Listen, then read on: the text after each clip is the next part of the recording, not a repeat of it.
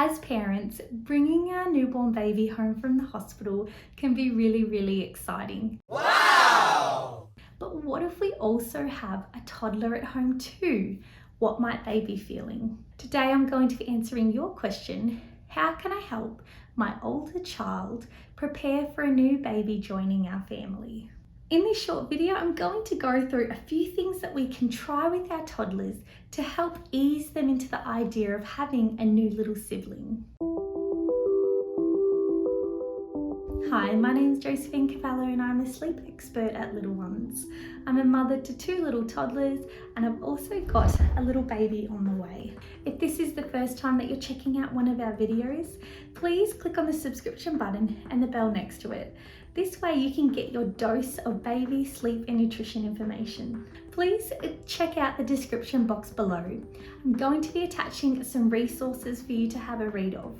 We have a new article on how you can help your toddler adjust to a new little baby coming into the family. So please check that out today.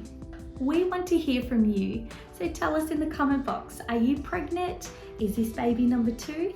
And give us some tips on how you've been helping your toddler adjust to the idea of a new baby coming. So when we bring this beautiful little bundle of joy home, it can be a really nerve-wracking time for us as parents. But imagine what it's like for our toddlers. Their whole routine has changed. There's a new little baby in this world and it seems like everything is revolving around it. It cries all the time, it wants to feed all the time. Our parents are a little bit more tired than usual. So yes, lots and lots of changes for our toddler. During this time, our toddlers can feel a little bit left out. They can feel a bit jealous. They can feel like their whole world has just changed. So we can often notice that when we bring a new sibling home, our toddler's sleep can regress, their toilet training can regress. You may notice a shift in their behavior. This is all due to the fact that they're trying to figure out this new pattern, this new life, and this new routine. But what if I told you that we can help our toddlers immensely just by preparing before the baby comes? So depending on the age of your toddler and their comprehension, we can communicate to them. Tell them what to expect. This baby may cry a lot, they may feed a lot, we may need to change their nappy a lot, we might need to pop the dummy in, we may need to feed them a bottle. So we talk to them, we tell them what to expect. Because our toddlers do have really good comprehension, they have good memory. So if we talk to them about it prior, when they're going through it, they can be like, hang on, mum told me about this. I know that this is normal. So that's my tip number 1. Communicate with them, tell them what to expect, talk them through the process of what's going to be happening. The next thing that we can do is get them involved. So with my toddlers, I've got them involved in setting up the nursery. We've recently shifted the bassinet in. We've got them involved in the shopping. So we've bought some new nappies for the baby, some new dummies. We bought some little outfits for the baby too. So this has gotten my 4.5-year-old really excited. So she's even said, Mum, can I put the dummy in? Or can I feed the baby the bottle? Or can I have a go at swaddling when the baby's here? So I find getting her involved in purchasing some baby items has got her really keen for the baby to come. So if you're getting that hospital bag ready, or if you're coming close to the pointy end and you're starting to buy some baby stuff, get your toddler involved. You can even get them to buy a special little gift just from their sibling. So a special little gift that you can wrap up that your toddler or your older child can give to the baby when they come home. There's some great picture books that you can read to your toddler too that explain the process of having a new baby, and you can read these stories to them every night just to get their little brains thinking and knowing what to expect. Now with my little girls, we have a plan in place. So we've gotten my toddler involved in what's going to happen when mum's in the hospital.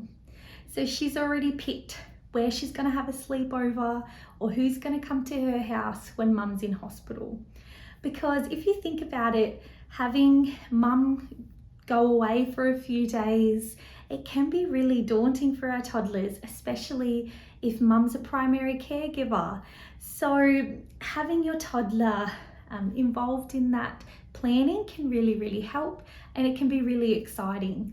How many times my toddler has said to me, yes mum, when you're in the hospital, I'm going to get my auntie to look after me, and I'm going to pack this in my bag, and I'm going to bring my teddy, and I'm going to bring my pillow. So she's really keen.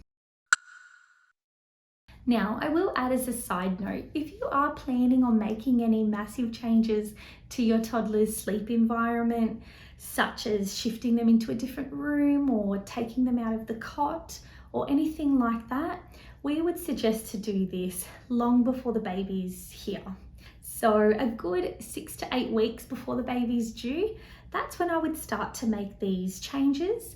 That way you and your toddler have a chance to adjust to any changes, and if there is a slight regression in their sleep, you can overcome that hurdle before your newborn arrives.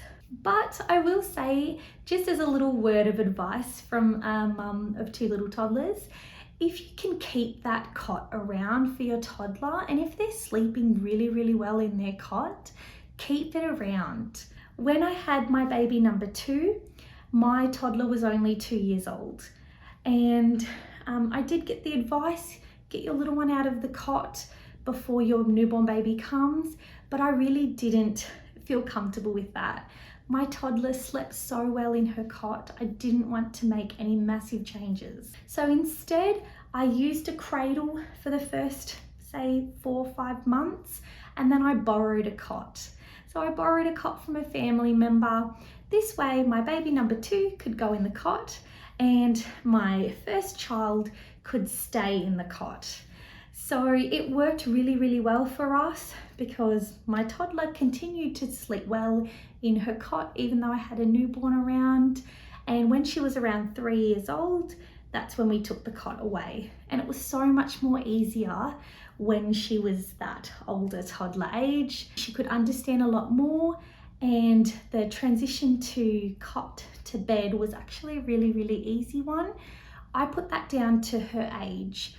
So that would be my tip, just a little word of advice. If you have a younger toddler that's say under 2 years old, I wouldn't rush that cot away, and see if you can borrow a bassinet or a cradle or a cot.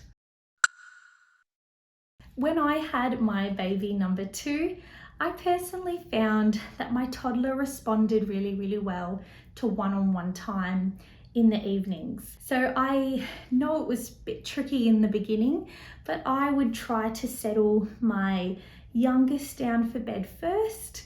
I would try to get her down by around 6:30, and then I would have a good half an hour, 45 minutes one-on-one time with my toddler.